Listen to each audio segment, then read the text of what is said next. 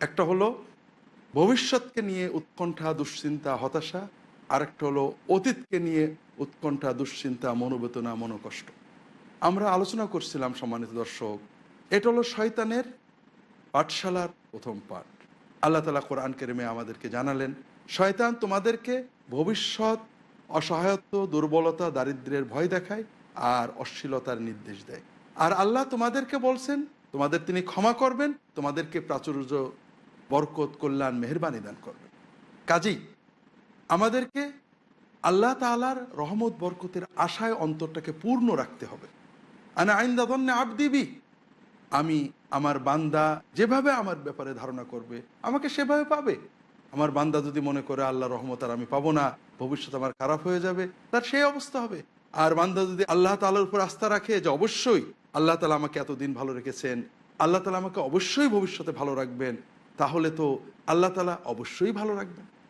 কাজেই মুমিনের দায়িত্ব হলো, ইমানের অংশ হলো এবং ইবাদত হলো যে আল্লাহ রহমতের উপর আশাটা পরিপূর্ণ রাখা, ভবিষ্যৎ নিয়ে কোনো দুশ্চিন্তা না করা। ভবিষ্যৎটা আমরা কিছুই জানি না, ভালো অথবা মন্দ, আমরা যত দুশ্চিন্তাই করি না কেন, ভবিষ্যৎ যেটা হবে সেটা হবেই।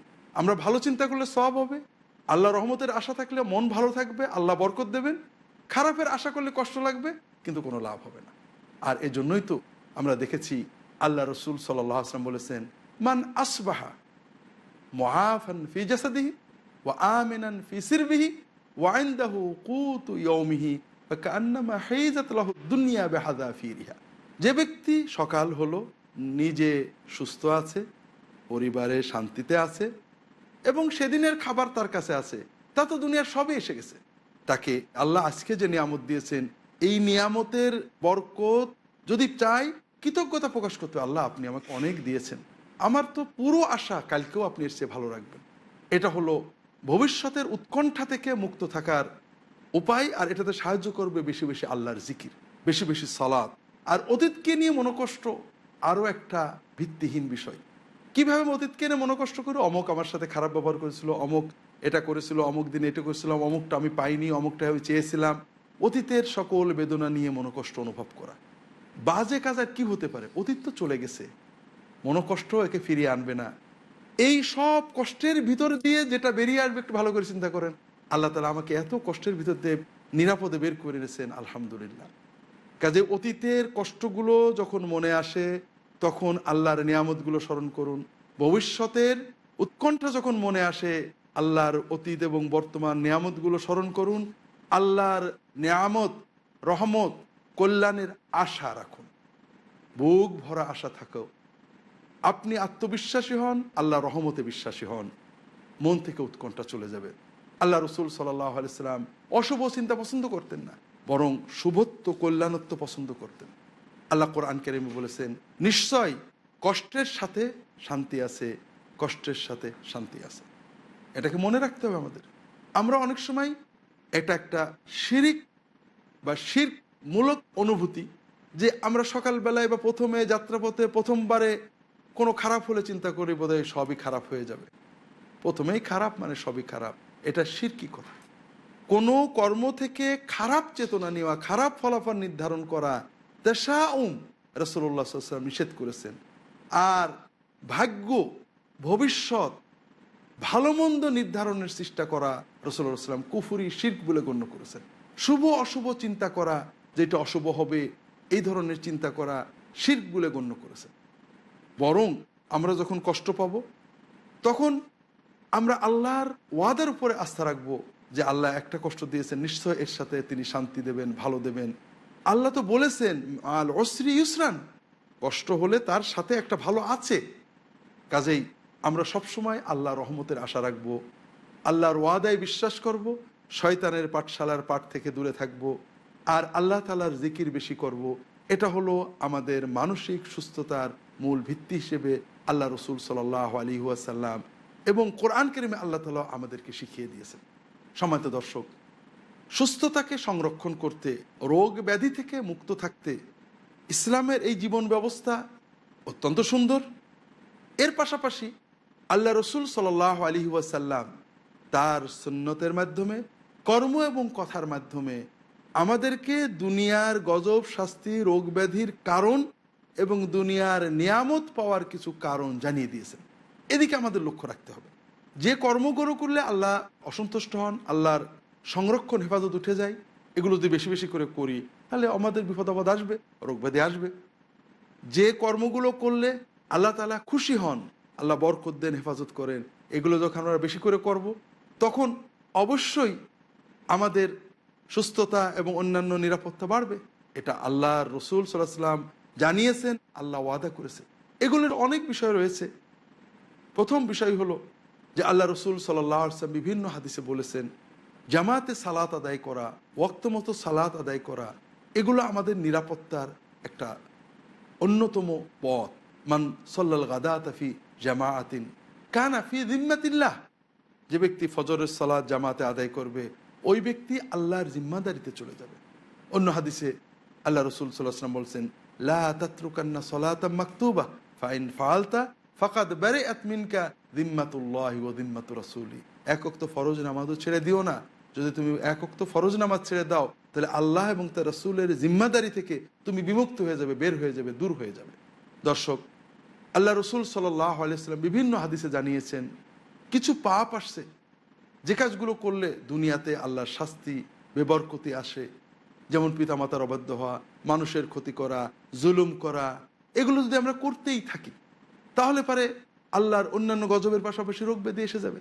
আর কোনো কোনো পাপের জন্য তো রোগ ব্যাধি আল্লাহ রসুল নির্ধারণ করে দিয়েছেন, অশ্লীলতার জন্য কঠিন রোগ, মহামারী, ব্যাধি এগুলো আসবে। আল্লাহ রসুল সাল্লাল্লাহু আলাইহি ওয়াসাল্লাম বিভিন্ন হাদিসে বলেছেন। যে সকল কর্মের জন্য আল্লাহ দুনিয়াতে বরকত দেন, বিপদ কাটিয়ে দেন, তার ভিতরে রয়েছে আত্মীয় স্বজনের আত্মীয়তা রক্ষা করা, পিতামাতার খেদমত করা, মানুষের উপকার করা, এতিমের হেফাজত করা, এতিমের দেখাশোনা করা, এগুলো আমাদের খেয়াল রাখতে হবে। এভাবে যদি আমরা নিয়মগুলো মেনে চলি, চেষ্টা করি, আমাদের জন্য দৈহিক মানসিক চলার পথ সুগম হবে। সকালে 2 রাকাত বা 4 রাকাত সালাতুদ দুহা, চাষতের সালাত আদায় করলে আল্লাহ রসুল সাল্লাল্লাহু আলাইহি ওয়াসাল্লাম বলছেন ওই সারাদিনের জন্য তা যথেষ্ট হয়ে যাবে। অর্থাৎ ইনশাআল্লাহ এই সালাতের ওসিলায় আল্লাহ সারাদিন আমাদের হেফাজত করবে। বেশি বেশি ইস্তেগফার করা, ইস্তেগফারের মাধ্যমে আল্লাহ দুনিয়ায় বরকত দেন। কোরআনে আসছে, ইস্তাগফিরু রাব্বাকুম ইন্নাহু কানা গাফফারা ইউরসিলিস সামা আলাইকুম মিদরারা ওয়া ইউমদিদুকুম বিআমওয়ালিন ওয়া বানিন ওয়া ইয়াজআল লাকুম জান্নাতিন ওয়া ইয়াজআল লাকুম আনহারা। তোমরা তোমাদের রবের ইস্তেগফার করো, ক্ষমা চাও, তার পথে ফিরে এসো, তাহলে তিনি গাফফার, ক্ষমা তো করবেনই, এছাড়াও তোমাদেরকে বৃষ্টি দেবেন, তোমাদের সম্পদ বাড়িয়ে দেবেন, তোমাদের সন্তানে বরকত দেবেন, তোমাদের জায়গা জমিতে বরকত দান করবেন। আল্লাহ কোরআন কারীমে জানিয়েছেন। কাজেই আল্লাহ তাআলার কাছে বেশি বেশি তওবা ইস্তেগফার করা, রাসূলুল্লাহ সাল্লাল্লাহু আলাইহি ওয়াসাল্লাম বেশি বেশি দরুদ পড়া।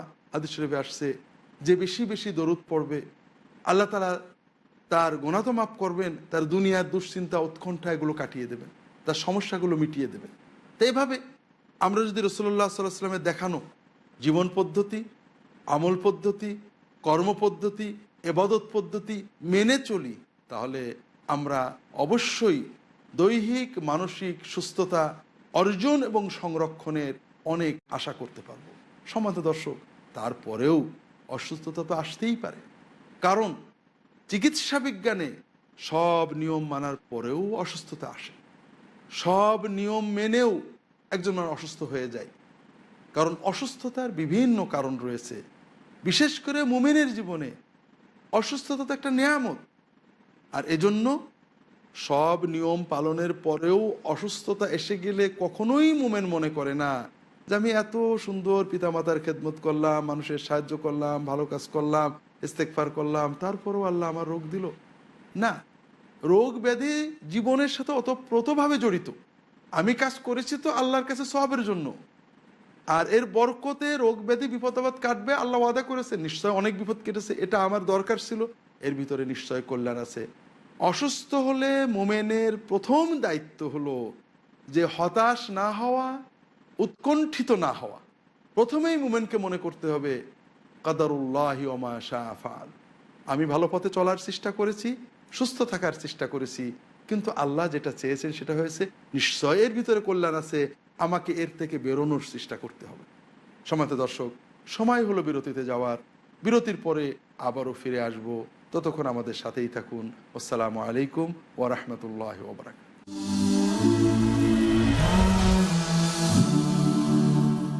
আসসালামু আলাইকুম, আমি মোহাম্মদ বদরুদ্দোজা নদভী। আপনারা দেখছেন piece TV Bangla. The students of Islamic International School welcome all of you. Assalamu alaikum wa rahmatullahi wa barakatuh. Al-Malikul Quddusus Salamul Mu'minul Muhaymin. MUSLIM, I'm so blessed to be with them. MUSLIM, I'm so blessed to be with them. Don't know about you, I know about me. I'm proud cause I'm rolling Islamically. Everywhere I see, even on TV, people talking trash about the way I be. But what they all hate is if we get great, cause we're the only ones with our heads on straight. Don't ever frown on your head looking down. If you read the Quran, you're the best in the town. MUSLIM, I'm so blessed to be with them. MUSLIM, I'm so blessed to be with them. Watch Little Wonders at their best. বিস্ময় শিশুরা প্রতি বুধবার সন্ধ্যা 7টায় আর পুনঃ সম্প্রচার সকাল 11টায় বাংলাদেশে piece TV বাংলায়। দ্বিধা, দ্বন্দ্ব, মূল্যবোধের অভাব, প্রকৃত বিশ্বাসের অভাব, অসচেতন জীবনযাপন, ধর্মকে ভুলভাবে তুলে ধরা, ধর্মীয় গ্রন্থের পরিবর্তন এবং সংস্করণ যথাযথ তথ্য পেতে সকল ক্ষেত্রে আমি সংগ্রাম করছি সত্য প্রকাশ করতে, কারণ এটা যারা আপনার অধিকার আর আমার দায়িত্ব সত্যটা বলা। দেখুন সত্য উন্মোচন, পরবর্তী অনুষ্ঠান পিস টিভি বাংলায়।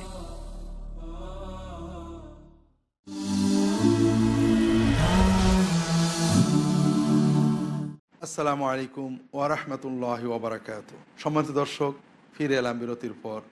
আমরা আলোচনা করছিলাম অসুস্থতা এসে গেলে কি করতে হবে। প্রথম যে বিষয় আমাদের বুঝতে হবে যে আল্লাহর সিদ্ধান্ত, হতাশ হলে চলবে না, আল্লাহর সিদ্ধান্ত মেনে নিয়ে এগিয়ে যেতে হবে। সম্মানিত দর্শক, আপনি অসুস্থ হয়ে হাউতাশ করছেন, লাউ আন্নি ফাআলতু কাযা লাকানা কাযা, এইটা যদি করতাম তাহলে হয়তো এটা হতো, এই কাজ করতে গেলাম কেন, এটা না করলে হয়তো হতো না। এই যে আমাদের অতীতকে নিয়ে হাউতাশ, এটা কিন্তু রোগ কমায় না, রোগ বাড়ায়। মানসিক অশান্তি, হতাশা রোগকে শক্তিশালী করে। আর আপনি যখন সিদ্ধান্ত নেবেন যে আলহামদুলিল্লাহ আমি আমার মতো চেষ্টা করেছি, এরপরে আল্লাহ তাআলা আমাকে অসুস্থতা দিয়েছেন, আমার সন্তানকে দিয়েছেন, অমুককে দিয়েছেন, তমুককে দিয়েছেন, এটা আল্লাহর সিদ্ধান্ত, ভিতরে নিশ্চয় কল্যাণ আছে। তখন আপনি প্রথম যেটা লাভ পাবেন, আপনার অসুস্থতা বহনযোগ্য হয়ে যাবে। এটার সমাধান খুঁজতে আপনি পথ পাবেন। শান্ত মনে এটা থেকে কিভাবে বেরোনো যায় এটার চেষ্টা করতে পারবেন। উৎকণ্ঠিত মন, হতাশ মন মানুষকে বিপদগামী করে, আর শান্ত মন মানুষকে সঠিক সিদ্ধান্ত নিতে সাহায্য করে। কাজেই আমাদের অসুস্থতাকে স্বাভাবিকভাবে মেনে নিয়ে, কষ্টের সাথে মেনে নিয়ে, আল্লাহর সিদ্ধান্ত হিসেবে মেনে নিয়ে, রাসূলুল্লাহ সাল্লাল্লাহু আলাইহি ওয়াসাল্লাম যে পথগুলো দেখিয়েছেন সুস্থতা অর্জন করার জন্য, সেগুলোর দিকে ধাবিত হতে হবে। দ্বিতীয় বিষয়, আমাদের সচেতনভাবে বিশ্বাস করতে হবে, মনের ভিতরে জাগরুক করতে হবে। তাহলে মুমিনের জীবনে তো হারানোর কিছু নেই। আমার অসুস্থতা কয়েকদিনের কষ্ট, অল্প বা বেশি, কিন্তু এর দ্বারা তো আমার কোনোই ক্ষতি হচ্ছে না, লাভ আর লাভ। তাই তো আল্লাহ রসুল সাল্লাল্লাহু আলাইহি ওয়াসাল্লাম বলেছেন, আজাবান লি আমরিল মারইল মুসলিম, মুসলিম বা মুমিন ব্যক্তির অবস্থা বড় অবাক, অদ্ভুত। ইন আসাবাহু খায়রুন আও আসাবাতহু সাররা শাকারা ফাকানা খায়রাল লাহু ওয়া ইন আসাবাতহু দাররা সাবারা ফাকানা খায়রাল লাহু। যখন মুমিনের কোনো ভালো জিনিস পায়, সঙ্গে সঙ্গে আল্লাহর শুকরিয়া করে, ফলে সে সওয়াব পেয়ে যায়। আর যখন কোনো বিপদ কষ্ট পায়, তখন সে আল্লাহর কাছে সবর করে, সে সওয়াব পেতে থাকে। অন্য হাদিসে আয়েশা রাদিয়াল্লাহু তাআলা বলছেন, রাসূলুল্লাহ সাল্লাল্লাহু আলাইহি ওয়াসাল্লাম বলেছেন, যখন কোনো মুমিনের কোনো অসুখ বিসুখ, বিপদ আপদ, কষ্ট, চিন্তা, দুশ্চিন্তা, উৎকণ্ঠা যাই হোক না কেন, তার গুনাহগুলো মাফ হতে থাকে, যতক্ষণ না সেই বিপদটা আল্লাহ ছাড়া অন্য কারোর কাছে নিয়ে যায়, অথবা কষ্ট থেকে মুক্তি পাওয়ার জন্য অন্য কারোর কাছে সাহায্য চাই, অথবা কষ্টটা অন্য কারোর কাছে বলে বিপদমুক্ত হতে চাই, তখন আল্লাহ তার গুনাহ মাফ বন্ধ করে দেন। আল্লাহ তার বরকত বন্ধ করে দেন। সম্মানিত দর্শক, এখানে খুব খেয়াল রাখতে হবে মুমিনের জন্য এই বিষয়টা। আল্লাহ রাসূল সাল্লাল্লাহু আলাইহি ওয়াসাল্লাম বলছেন, লাইসা যালিকা লি আহাদিন ইল্লা লিল মুমিন। মুমিন ছাড়া কেউ এটা পাবে না। কিছু আসলেই শুকর করা, কিছু বিপদ হলেই সবর করা। আমরা অনেক সময় সমাজের ইমানদার মানুষও ভুল করে শিরকের ভিতরে নিপতিত হয়ে যায়। কিভাবে? আমরা হয়তো কোনো নেককার মানুষের ভক্তি, ভালোবাসা, শ্রদ্ধাবোধ আছে তার প্রতি আমাদের, সেটা এত বেশি পর্যায়ে চলে যায়, শরিয়া নির্দেশিত পর্যায়ে পার হয়ে শিরকের পর্যায়ে চলে যায়। আমরা কি করি? কোনো নিয়ামত পেলেই মনের ভিতরে আবেগ অনুভব করে তো মুখে বলি, অমুকের কারণে, অমুকের দোয়ায় বা অমুকের নেক নজরে আমি এটা পেয়েছি। হয়তো মুখে আলহামদুলিল্লাহ বলি, কিন্তু অন্তরের কৃতজ্ঞতা আল্লাহ ছাড়া অন্যের প্রতি ধাবিত হয়। তাহলে তার আল্লাহ শুকর হলো না, ইমানও থাকলো না। আবার যখন কোনো বিপদ হয়, সঙ্গে সঙ্গে মনটা হয়তো আমার ওই ব্যক্তি, এই মহতারাম ব্যক্তির প্রতি চলে যায় যে উনি কষ্ট পেয়েছেন অথবা মন খারাপ করেছেন, এই জন্য হয়তো বিপদটা হয়েছে, আমি তার কাছে যে একটু দোয়া চেয়ে আসি অথবা মাপ চেয়ে আসি। আপনি তো বিপদটা আল্লাহর কাছে সবর করলেন না, অন্য মানুষের কাছে নিয়ে গেলেন, শিরিক হয়ে গেল, আপনি বিপদের বরকত পেলেন না। সম্মানিত দর্শক, মুমিন আল্লাহর কাছে কিভাবে দোয়া করতে হয় জানার জন্য, দিন জানার জন্য অনেকের কাছে যাবেন, আল্লাহর নেককার বান্দাদের মহব্বত করবেন। বিপদে আপদে পড়লে কোনো মানুষের কাছে দোয়া চাওয়া দোষের নয়, কিন্তু বিপদ আপদ আল্লাহ ছাড়া কেউ দিতে পারে, কারোর দোয়া বদদোয়ায় আল্লাহ বিচার না করে আমাকে কিছু দিতে পারে, এই সব চিন্তা আমাদের শিরকের ভিতরে নিপতিত করবে। আর এই জন্যই তো রাসূল সাল্লাল্লাহু আলাইহি ওয়াসাল্লাম বলছেন, যতক্ষণ বান্দা এই বিপদটা অন্যের কাছে না নিয়ে যাবে, এই বিপদ থেকে উদ্ধার পেতে অন্য কারোর কথা মনে না করবে, অন্য কারোর কাছে বিপদটা বলে উদ্ধার পাওয়ার চেষ্টা না করবে, ততক্ষণ এই বিপদের কারণে কষ্ট অল্প বেশি যাই হোক না কেন তার গুনাহগুলো মাফ হতে থাকবে। অন্য হাদিসে রাসূলুল্লাহ সাল্লাল্লাহু আলাইহি ওয়াসাল্লাম বলছেন, মা আসাবাল মুমিনা মিন হাম্মিন ওয়ালা গাম্মিন ওয়ালা আসাবিন ওয়ালা নাসাবিন ওয়ালা শাই ওয়ালা হাত্তা শাওকাতা ইয়াশাকুহা ইল্লা গাফারাল্লাহু বিহা মিন খাতায়াহু আও কামা ক্বালা সাল্লাল্লাহু আলাইহি ওয়াসাল্লাম। মুমিনের জীবনে দুশ্চিন্তা, ভয়, জ্বর ব্যাধি, অসুখ বিসুখ, বিপদ আপদ যাই আসুক না কেন, একটা ছোট্ট কাঁটাও যদি তার গায়ে ফোটে, এর বিনিময়ে আল্লাহ তার গুনাহগুলো মাফ করে দেন। কাজেই আমি যদি 2-4 দিনের একটু কষ্টে আমার আখেরাত, দুনিয়ায় আল্লাহর বরকত, আখেরাতের শান্তি বাড়ে, আমার লস কোথায়? আল্লাহ রসুল সাল্লাল্লাহু আলাইহি ওয়াসাল্লাম বিভিন্ন হাদিসে বারবার বিষয়টা বলেছেন। সুনান ইবনে মাজার একটা হাদিস, সহিহ হাদিসে আসছে, রাসূলুল্লাহ সাল্লাল্লাহু আলাইহি ওয়াসাল্লাম সামনে একজনকে জ্বরকে খুব গালি দিচ্ছে, জ্বর খুবই কঠিন জিনিস, জ্বর সহ্য করা যায় না, কষ্টে মরে যেতে হয়। আল্লাহ রসুল সাল্লাল্লাহু আলাইহি ওয়াসাল্লাম বলছেন যে জ্বরকে গালি দিও না, জ্বর পাপকে পোড়ায়, যেমন পাপকে পরিষ্কার করে মানুষকে পবিত্র করে, যেমন আগুনের ভিতরে কর্মকার লোহা দিলে লোহার ময়লা সাফে লোহাটা পরিষ্কার হয়ে যায়, ঠিক তেমনি কর্মকারের হাপড় যেমন লোহাকে পরিষ্কার করে ফেলে, জ্বর মুমিনকে পাপ থেকে পরিষ্কার করে ফেলে। আল্লাহ রসুল সাল্লাল্লাহু আলাইহি ওয়াসাল্লাম এভাবে আমাদেরকে, উম্মতকে অসুখ বিসুখে প্রথম পর্যায়ে ধৈর্য ধরার সুনির্দিষ্ট দিক নির্দেশনা দিয়েছেন। প্রথমত আল্লাহর সিদ্ধান্ত সে মেনে নিতে হবে, দ্বিতীয়ত এর মাধ্যমে আমার কল্যাণ আছে, একটু কষ্ট লাগছে, ঔষধ খেতে তিতে লাগে, কিন্তু আমরা খাই কারণ এর মাধ্যমে সুস্থতা হবে। ঠিক এই দুনিয়ার জ্বর জারি বিপদ আপদ একটু কষ্ট লাগে, কিন্তু এর মাধ্যমে আমরা আমাদের দুনিয়া আখিরাতে আল্লাহর বরকত নিয়ামত পাবো। একটা মানুষ অসুখ হয়েছে, তিক্ত বা খুব কষ্টদায়ক ঔষধ প্রতিদিনই কিছু খান, কারণ তিনি জানেন এই খাওয়ার মাধ্যমে একটা ফল তিনি পাবেন, এজন্য তিনি কষ্টটা সহ্য করেন। মুমিনের ঈমান যদি গভীর হয়, তখন তার কাছে এই দুনিয়ার জাগতিক বিপদ আপদ কষ্ট রোগ ব্যাধিগুলো ঠিক তেমনই আনন্দদায়ক হয়ে যায় যে এর মাধ্যমে আল্লাহ আমার গুনাহ মাফ করাবেন, মর্যাদা বাড়িয়ে দেবেন। সম্মানিত দর্শক, এই চেতনা সাহাবীদের ভিতরে কেমন গভীর ছিল, একটা হাদিস থেকে আমরা তা বুঝতে পারবো। আল্লাহ রসুল সাল্লাল্লাহু আলাইহি ওয়াসাল্লামের সাহাবী আব্দুল্লাহ ইবনে আব্বাস তার ছাত্র আতা ইবনে আবি রাবাহকে বলছেন, তুমি কি একজন জান্নাতি মেয়ে দেখতে চাও? ওই দেখো কাবা ঘরের পাশে দাঁড়িয়ে আছে ওই মেয়েটা জান্নাতি মেয়ে। কি করে জানলাম?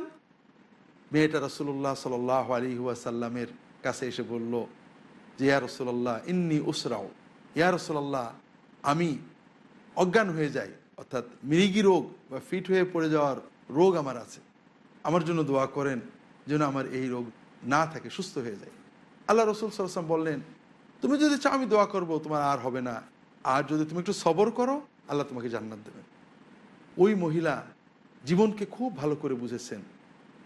জীবনে কতবার ফিট হব? প্রতি সপ্তাহে একবার, প্রতি মাসে কয়েকবার, জীবনে কয়বার, কয় ঘন্টা? জীবনে 10 ঘন্টা, 20 ঘন্টা, 30 ঘন্টা, 50 বছর 100 বছরের জীবনে 20 ঘন্টা 30 ঘন্টা একটু ফিট হয়ে অচেতন থাকবো।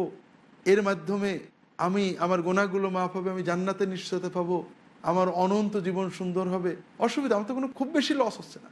মেয়েটা বললেন, ইয়া রাসূলুল্লাহ, তাহলে আর রোগ মুক্ত হওয়ার জন্য দোয়া করবেন না আপনি, আমার রোগ থাক, তবে আপনি দোয়া করেন যখন আমি ফিট হব তখন আমার কাপড়টা যেন খুলে না যায়, সরে না যায়। রাসূলুল্লাহ সাল্লাল্লাহু আলাইহি ওয়াসাল্লাম দোয়া করলেন। ওই মহিলা পরে ফিট হয়েছে, কিন্তু তার কাপড় আর সরেনি।